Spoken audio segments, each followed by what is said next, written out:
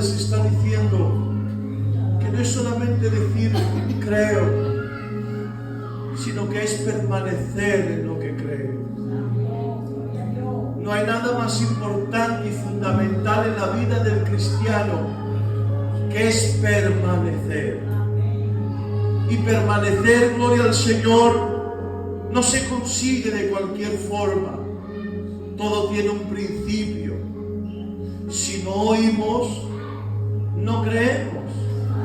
Porque la fe viene por el oír y el oír la palabra de Dios.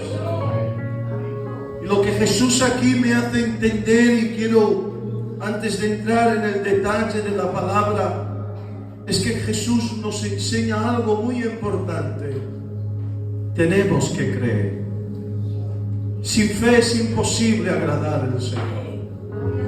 Sin fe es como luchar contra el viento sin rumbo, sin propósito. Si no hay fe, no hay una esperanza viva. Si no hay fe, no hay certeza total. Si no hay fe, no hay avance. Si no hay fe, no hay cambio. Voy a decir esta palabra y si estáis de acuerdo vais a decir amén. Si no hay fe, no hay comienzo. Porque la vida del cristiano comienza cuando yo creo. ¿Y cuántos creen en el Señor? Puede levantar sus manos a los cielos y diga el pueblo de Dios, amén. No pierdas tu fe. No pierdas tu fe. Porque el que pierde su fe, amén, pierde su esperanza. Pero hoy proclamamos con toda certeza, nuestra esperanza está en Él, porque en Él creemos. Él es el autor y el consumador de nuestra fe. Elevo mis ojos a los montes, ¿y de dónde vendrá mi socorro? Mi socorro viene de Él. O sea que nosotros creemos en Él. Quiero escuchar una iglesia que lo confirme. ¿Cuántos creen en Él? Levantan sus manos y dicen amén. Yo creo en Él. Creo en su palabra. Creo, gloria al Señor, que hay un Dios, amén. Creo en la obra de Jesucristo. Creo en la obra del Espíritu Santo. Y si creéis también decís amén. Creo en la obra del Espíritu Santo. Creo que Cristo nos fue a preparar morada. Creo que Cristo, aleluya, nos viene a buscar. Creo en el arrebatamiento, gloria al Señor. Creo en la vida eterna. Creo en la salvación. Creo en la obra redentora de Cristo. Creo que el Verbo se hizo carne, habitó en medio de los hombres y hemos visto la gloria de Dios. Creo en el sacrificio redentor de mi Cristo. Creo en el poder liberador de su sangre. También creo en su muerte y también creo en su resurrección. Creo en su ascensión. Creo que Él nos fue a preparar morada y creo que Él vendrá. Creo que Él nos vendrá a buscar. Creo en la obra del Espíritu Santo. Creo que Él nos regenera, que Él nos transforma, que Él nos gobierna, que Él nos ilumina, que Él nos llena. Creo que Cristo viene. Creo que las trompetas sonarán. Los muertos en Cristo resucitarán. Y creo que a cualquier momento entraremos en los reinos de los cielos.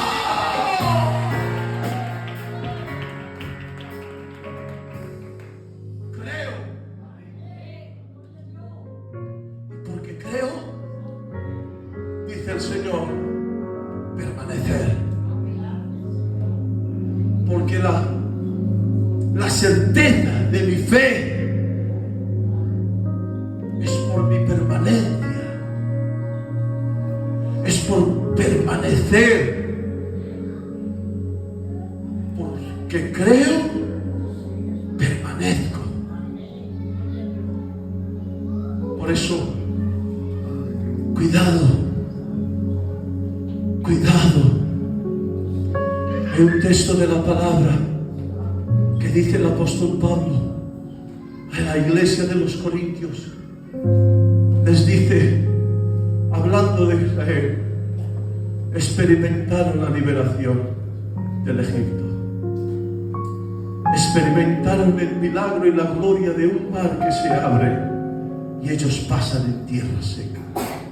Y lo compara con el bautismo. Experimentaron la gloria, que el maná era derramado. Y experimentaron el ser saciados por una fuente que brotaba de una roca que representaba a Cristo.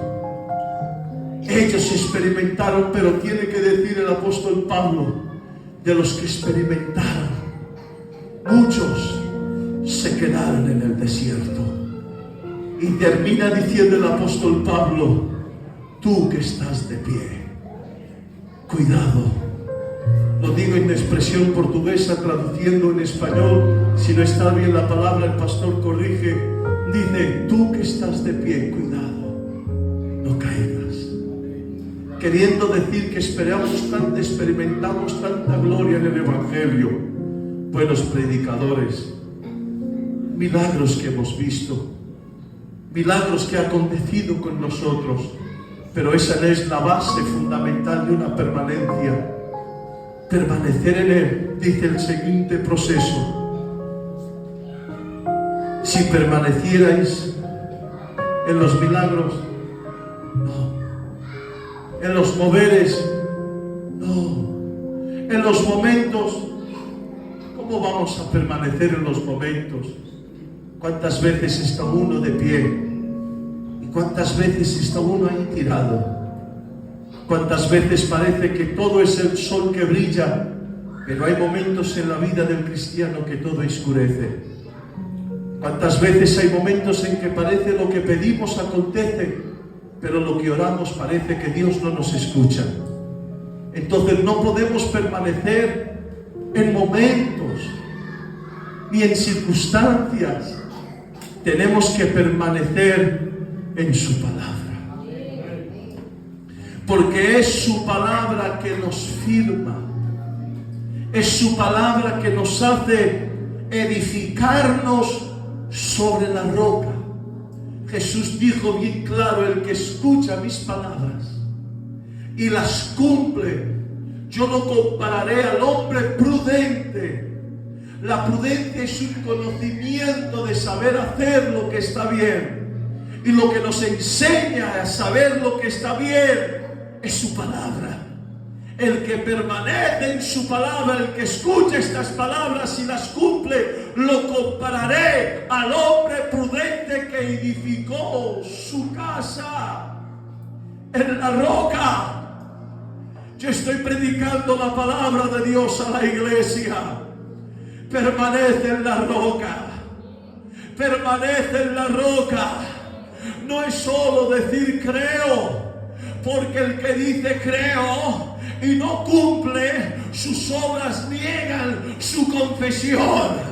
Por eso dice el apóstol, gloria al Señor, Tiago dice, tú dices que crees, haces bien, porque no está malo decir que creo, pero dice, gloria al Señor, los demonios también creen, pero tiemblan, gloria al Señor. Nosotros no creemos para temblar, creemos para obedecer, creemos para triunfar, creemos para llegar al reino de los cielos.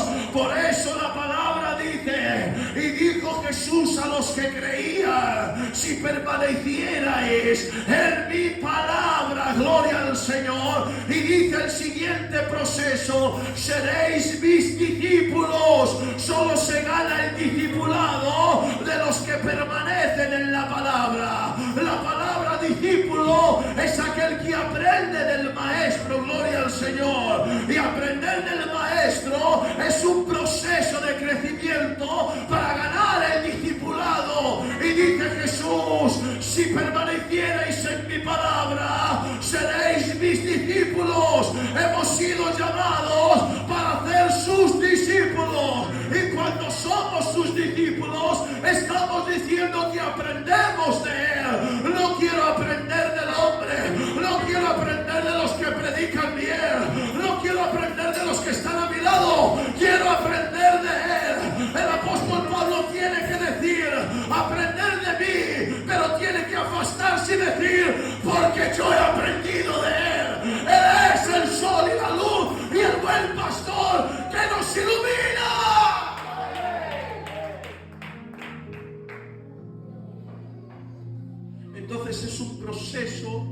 para alcanzar un premio. Creer, permanecer en lo que creo por medio de la palabra, para ganar el discipulado, para que cuando gane el discipulado, entonces dice, conoceréis la verdad. No es, hermanos, a ver si me entendéis, conocer la verdad no es, hermanos, de cualquier forma. Es el seguir un proceso de cumplimiento, porque la verdad de Dios es diferente de la verdad del hombre. Y mirad por qué. Conoceréis la verdad, y la verdad, y esta verdad os hará libres. ¿Habéis visto el premio que hay para los que creen, los que permanecen, los que son discípulos y conocen la verdad? Ganan un premio que es ser libre.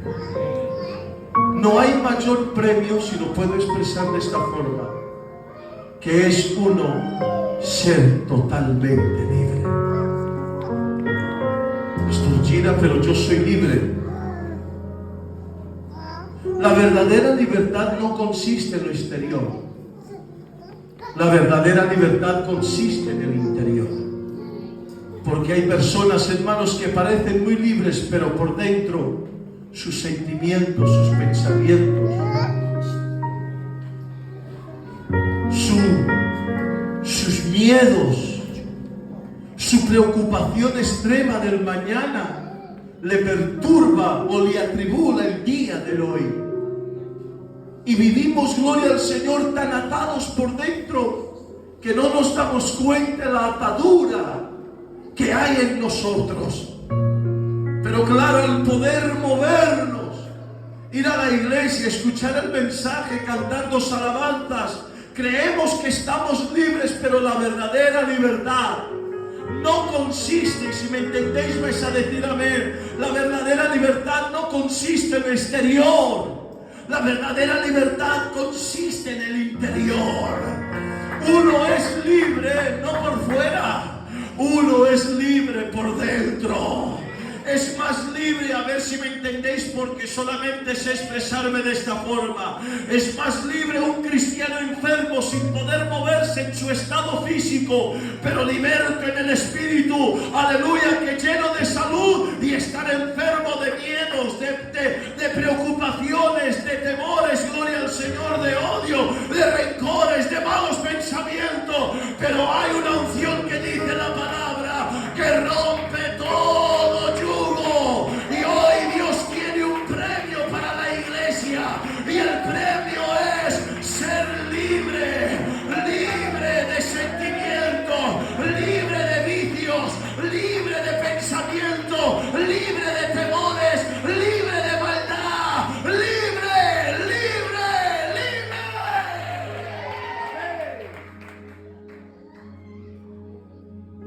Y yo pregunto, y no me respondas, ¿tú eres verdaderamente libre? Hermanos, cuando Jesús dijo estas palabras, hay alguien que no le ha gustado. Y lo dice la palabra, lo hemos leído, y dice, y algunos de los que habían creído dijeron, Señor, ¿cómo dices tú seremos verdaderamente libres si nosotros, mirad lo que dice, nunca hemos sido esclavos de nadie? Somos descendencia de Abraham. O sea que mantenían un orgullo sin darse de cuenta. Su vocabulario y su expresión ya se notaba cómo estaban atados. Somos descendencia de Abraham. Había un orgullo, pero no es verdad, disculpad lo que diga de esta forma, lo que están diciendo. Israel estuvo 430 años en esclavitud, dice la palabra, en el Egipto. ¿Cómo pueden decir que nunca fueron esclavos? Estuvieron bajo cautividad por los babilónicos, por los medio persas, por los de Grecia, y en este pasaje de la palabra que estamos leyendo estaban bajo cautividad de los romanos. O sea que ellos, gloria al Señor, les hacía más mal la verdad que el Estado.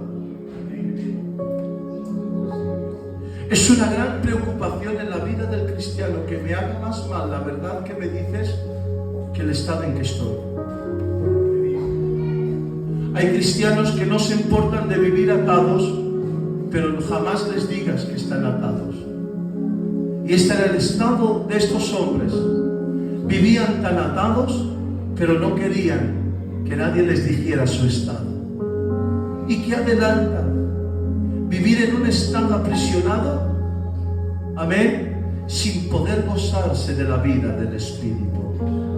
No he venido aquí, hermanos, a meterme con nadie. Dios el Señor te libre, pero tengo que predicar lo que Dios ha puesto en mi corazón. Somos verdaderamente libres, porque hay ataduras que nos quieren atar por medio de pensamientos, de sentimientos, miedos que surgen en nuestro interior y nos quieren atar. Yo he tenido una experiencia, gloria al Señor.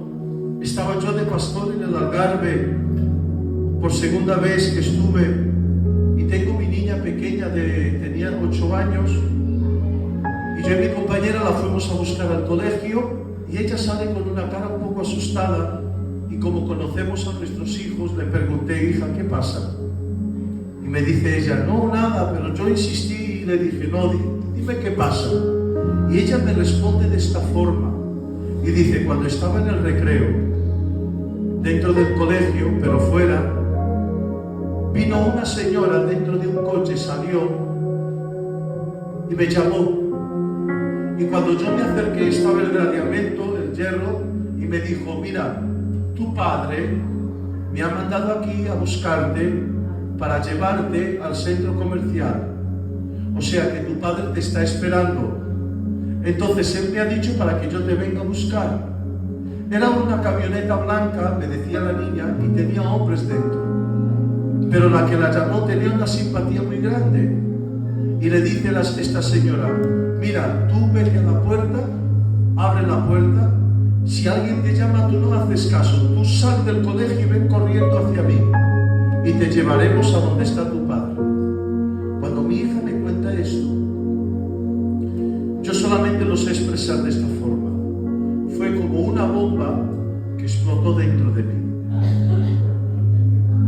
Mi mente se perturbó y empecé pensando en las cosas que escuchamos en las noticias y en lo que vemos, de lo mal que le podían hacer a mi hija. En aquel momento, hermanos, se levantó una preocupación tan extrema que durante tiempo no disfrutaba de nada. Mis cultos, si era el pastor de la iglesia, mis cultos, hermanos, era pensando en aquello. Le hacía señal a mi compañera para que viera a la niña. Cuando estaba en la calle le apretaba tanto la mano que ella me decía: papá, me estás doliendo la mano. Veía a un señor normal corriendo y me ponía delante. Cuando veía una camioneta blanca, entonces, hermanos, me quedaba perturbado. Durante la noche no dormíamos, mi compañera de un lado de rodillas, yo de otro lado de rodillas, mi hijo, y con la mano dada. El enemigo me estaba engañando, y en aquel momento él estaba consiguiendo atándome con miedos y temores y con una preocupación extrema que el Señor me tuvo que sacudir y decir: pero vamos a ver, chica,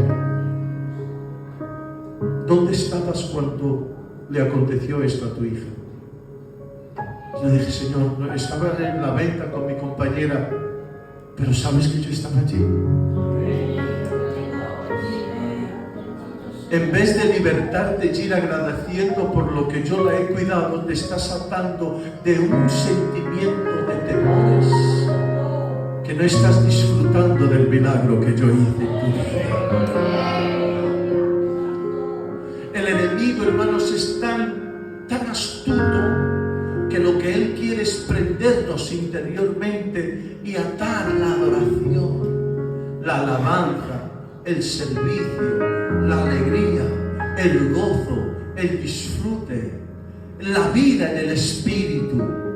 Él quiere que eso sea dado y nos ata con cosas para poder conseguir que se rompa o se acabe todo lo que es la vida en el Espíritu. Pero la Biblia dice, creo que es en la carta de Corintios capítulo 2, si no me equivoco, dice, gloria al Señor, que donde está el Espíritu de Dios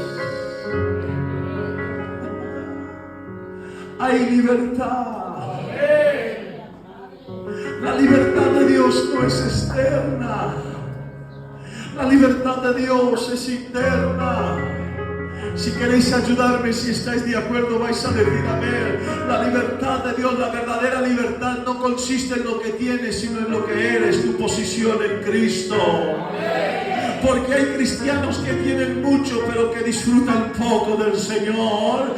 Y lo que la verdadera libertad no es lo que nos rodea afuera, sino es lo que vivimos dentro. Porque soy de los que creen que hay más libertad, gloria al Señor, en el Espíritu. Oh, cuando oramos, cuando le aclamamos, cuando le exaltamos, cuando le adoramos a Él, cuando vivimos la vida del Espíritu, Él nos regala el mayor premio que el ser humano tiene aquí en la tierra, es ser libre. No sé si aquí alguien ha experimentado, pero yo ya he visto cristianos enfermos, pastor, que les falta poco tiempo para partir, locos se consiguen mover, pero cuando entré en la habitación me miraban y me decían, hermano, falta poco, me voy a encontrar con Él. Y yo sentía la libertad del Espíritu.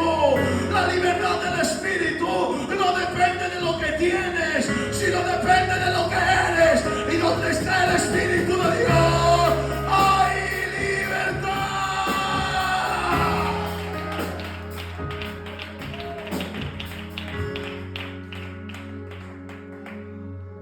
Amén. Somos libres porque Cristo ha pagado el precio de nuestra liberación. Y yo tomaba una palabra del pastor hablando de algo y decía él, es mejor, a ver si no me equivoco, un gorrión libre que una águila presa. ¿Sabéis? Una águila, yo no entiendo mucho de aves, pero una águila tiene más capacidades, más poder en lo que es el mundo animal que un gorrión. Pero ¿de qué sirve un águila si no puede volar? Es preferible ser un gorrión, pero comprado para ser libre.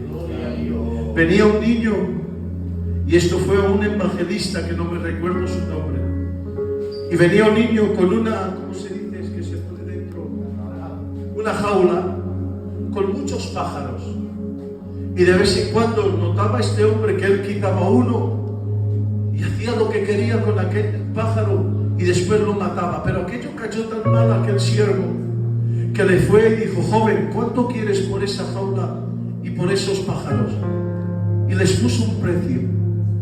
Y él dice, vale, le pagó el dinero, coge la jaula, abre la puerta, quita un pájaro, quita otro y los libera. Y le dice el niño, ¿por qué usted ha gastado dinero para quedarse sin los pájaros? Y él dice, porque ellos necesitan de ser libres. Tú no fuiste llamado para vivir preso de resentimientos, de temores, de maldad. ¿Sabéis que la maldad, gloria al Señor, es algo que nos hace vivir amargurados? Porque desconfiamos. Y estos son ataduras, gloria al Señor, que nos quitan el gozo, la alegría, nos quitan la comunión. Pero hoy está aquí el Espíritu Santo. ¿Hay aquí alguien que siente el Espíritu Santo? Somos descendencia de Abraham y nunca hemos sido esclavos de nadie, claro. Para ellos lo que era el nombre, no el estado. ¿De qué sirve tener nombre? O un gloria al Señor, o de vivir bajo una presión de atadura. Lo que quiero es no reconocer mi estado, eso es vivir atado. Y me hace recordar el Señor de un pasaje, y no os quiero cansar, pero me hace el Señor recordar de un texto, cuando Cristo dijo: Lázaro, sal fuera. Mi Biblia portuguesa dice: y Lázaro salió, y dice así textualmente: atado. Dejadme tomar esta palabra y poder interpretarla. Dice: atado desde los pies a la cabeza. Solo puedo imaginar que sus pies estaban atados, sus manos atadas, su boca tapada, sus ojos vendados. Es verdad que él salió del sepulcro y no puedo ver de otra manera que si no saliera saltando. O sea que la atadura, gloria al Señor, no lo dejaba vivir. Y aquí yo he dicho algo. ¿De qué sirve la vida si no puedo disfrutarla? ¿De qué le servía a Lázaro salir del sepulcro si no podía andar? Si no podía mover los brazos, no podía hablar. Hay cristianos de esta forma. Han recibido la vida, pero viven tan atados con las cosas de este mundo que saltan en un culto de emoción, pero no caminan en un acercamiento de adoración. Que no adoran, que no abrazan, que no ven hoy al Espíritu Santo. Pero claro, quiero una amén ahora. Mi Cristo, cuando hace la obra, la hace completa y le dice: desatarlo, porque este no es mi trabajo es dar vida y que la puedan disfrutar. Pregunto: ¿eres libre? ¿O esta carne aún gobierna? No te deja orar y vives una vida de cristianismo. Voy al culto, estoy en la iglesia, escucho la palabra, pero no hay gozo en el interior. No hay vida en tu interior. Pero hoy lo que el Espíritu Santo quiere poner en tu corazón es esta palabra: que vivas la verdadera libertad. Y cuando dice: seréis verdaderamente libres, gloria al Señor, yo entendí: si hay una verdadera libertad, es porque hay una libertad que no es verdadera. Y este es el gran problema de muchos cristianos, que viven una libertad externa, van al culto, pero pregunto: ¿perdonas? Echan la ofrenda, pero pregunto: ¿no hay odio?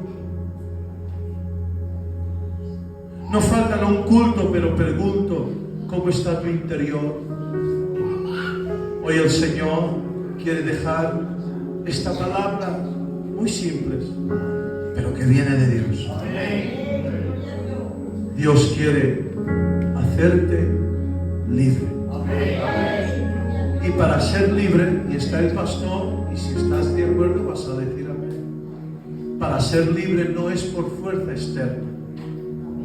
Para ser libre es entregando tu vida totalmente a la obra del Espíritu Santo. Porque donde está el Espíritu de Dios hay libertad. Yo en esta noche conecto el mensaje de ayer con lo de hoy. La obra del Espíritu Santo produce en nosotros una libertad verdadera. Que la verdadera libertad no consiste en el exterior, sino en el interior. Hay una mujer que dentro de la sinagoga durante 18 años, dejadme trepetar de esta forma que lo vais a entender, era encurvada, su estado de dolencia era encurvada.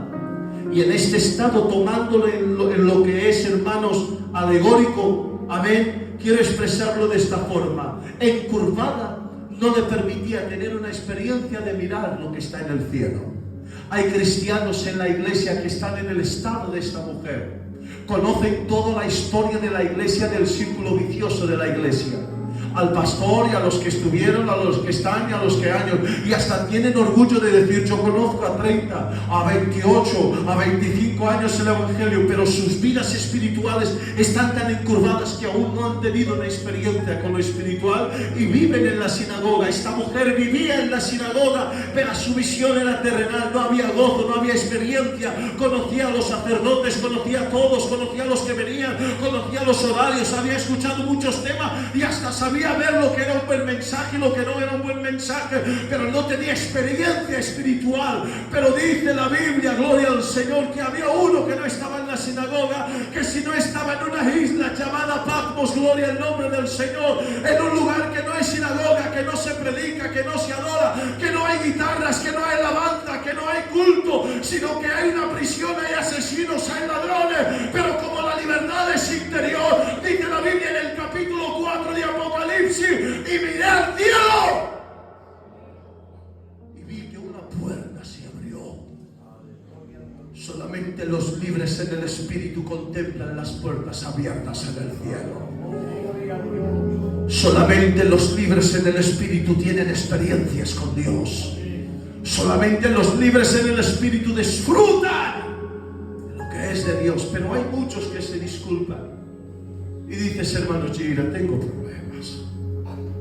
Estamos viviendo problemas económicos, de salud, problemas de familia, problemas matrimoniales, problemas de este y de aquello. ¿Cómo quieres? Que eso no es una condición que te pueda dar. La Biblia dice, el pastor citó un texto de la palabra, yo no lo sé decir en español, que dice: forjar vuestras podaderas, se dice así. No, dice lo que se corta los ramos de las uvas. Bueno, tijeras. Y dice el texto: forjar vuestras tijeras, y que la forja del horno las pueda transformar en espadas. Forjar, ¿cómo se dice lo que trata la tierra? Las alzadas, que son material de trabajo, y formarlas en el horno para que sean lanzas. Porque la mentalidad de lo que se tiene es la forma de lo que se vive. Porque Israel tenía tijeras, para que me entendáis, y decía: ¿cómo vamos a luchar con tijeras? Tenían, gloria al Señor, lo que el hermano ha dicho, que no lo sé decir bien, y decían en su mentalidad: ¿cómo podemos avanzar con estas dos herramientas que son de trabajo? Y dice la profecía: ponerlas en el horno, forjarlas en el fuego, y conseguiréis cambiar lo que es una mentalidad de trabajo en una mentalidad de lucha.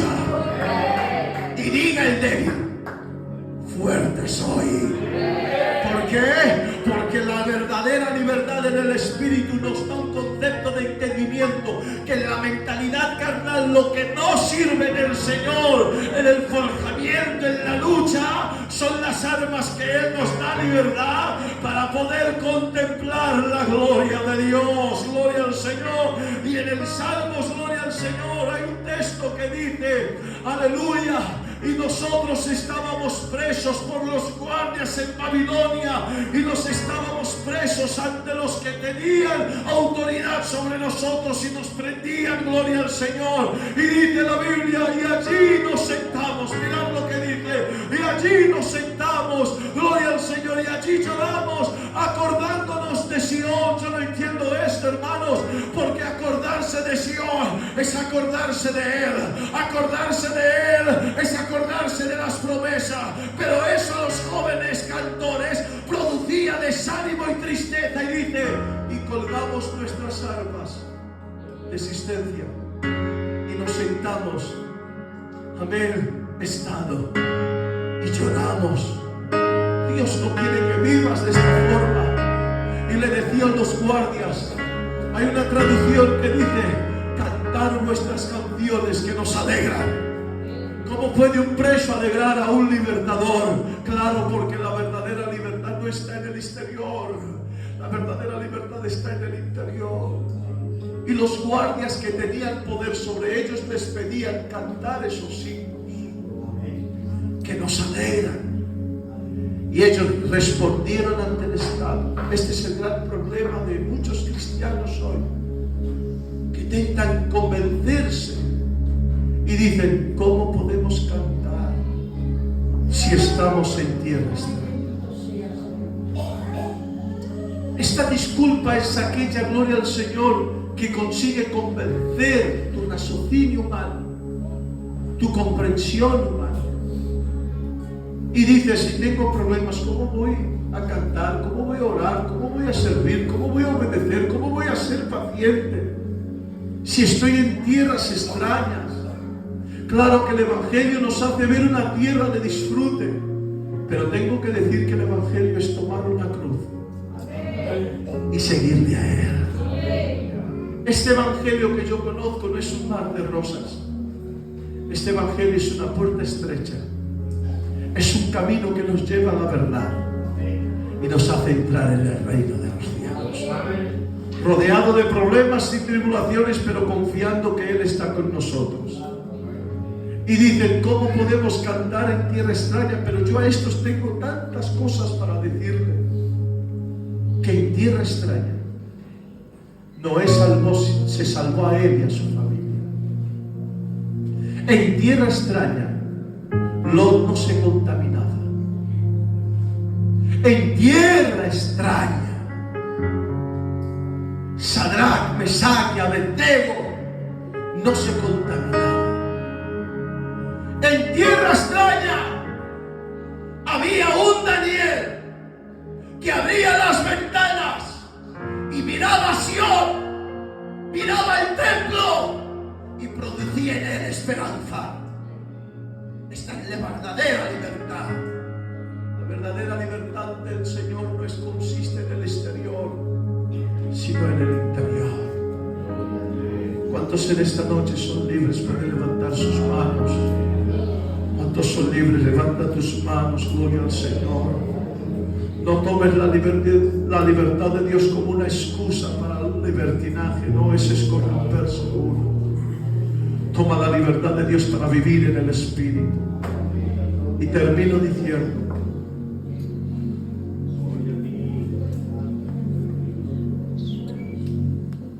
y dijo José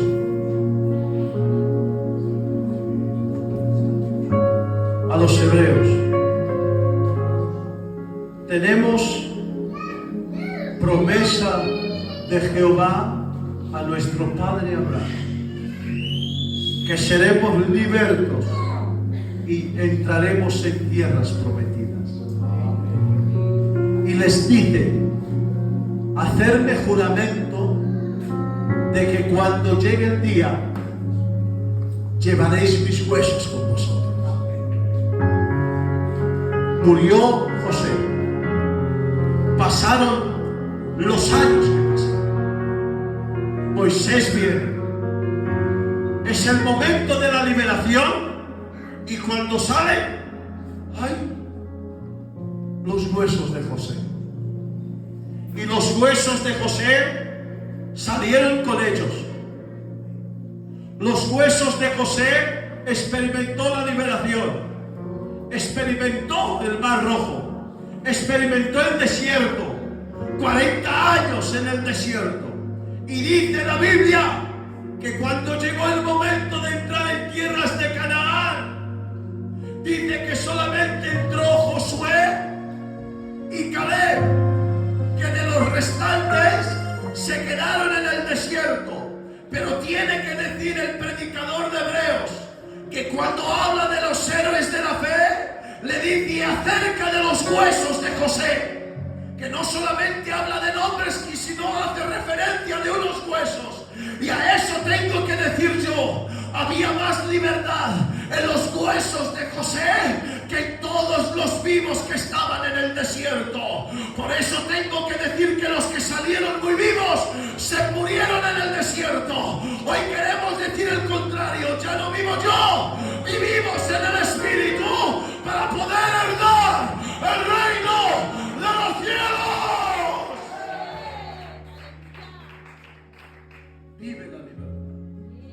No te conformes en 2 alabanzas y un mensaje bonito. Y que dentro de ti haya una atadura que no te deja vivir la verdadera vida del Espíritu. Por eso vuelvo detrás para el principio. El premio de la libertad se gana conociendo la verdad.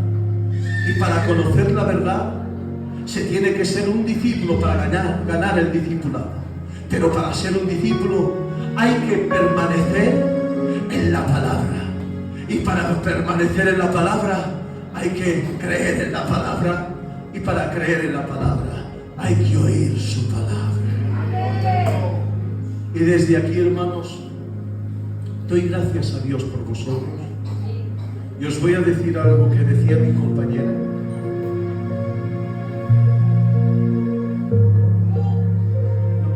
Lo estáis grabando ahora.